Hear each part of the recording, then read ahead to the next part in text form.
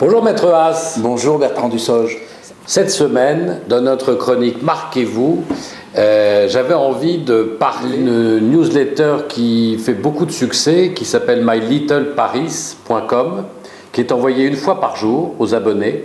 Il y a plus de 250 000 abonnés. Et récemment, ils ont envoyé une lettre pour dire, voilà, on a mis en place un vélo qui se balade dans Paris et la banlieue parisienne. Et si vous allez en direct sur Internet, sur le site de My Little Paris, vous pouvez savoir dans quel quartier évolue le vélo chaque jour. Et le vélo se promène avec 2 pots de chocolat chaud, du chocolat noir et du chocolat blanc. Et vous avez 2 possibilités. Soit vous attendez sur le trottoir le passage du vélo avec le chocolat pour lui acheter un verre, qui n'est pas très cher d'ailleurs, je crois que c'est moins de 2 €.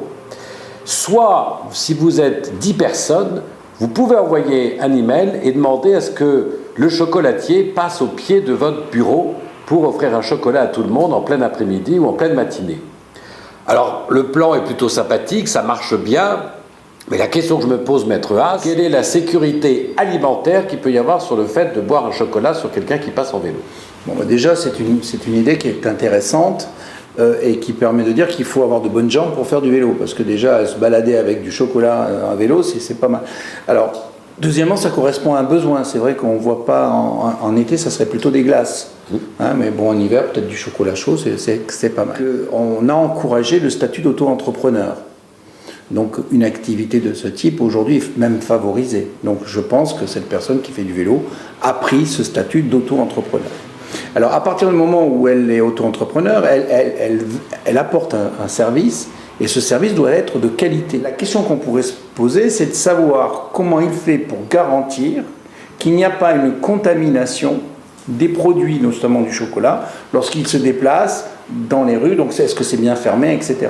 Donc, il pourrait y avoir un contrôle des services de sécurité sanitaire. Ce qui est vraiment génial, c'est qu'avec ces nouvelles technologies, on peut tracer les déplacements du vélo en temps réel, et donc ça permet de savoir où il se situe, et donc à la limite d'être alimenté là-dessus. Donc c'est pas mal, ça permet d'optimiser le déplacement du vélo chocolat grâce aux nouvelles technologies. Donc c'est quelque chose d'intéressant à faire. C'est tellement intéressant, je me demande si on ne va pas revoir le vitrier et l'aiguiseur de couteau.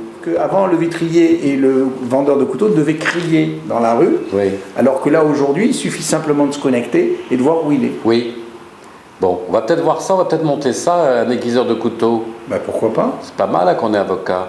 Oui, mais on n'a pas besoin, la parole suffit simplement, elle est tranchante, la parole.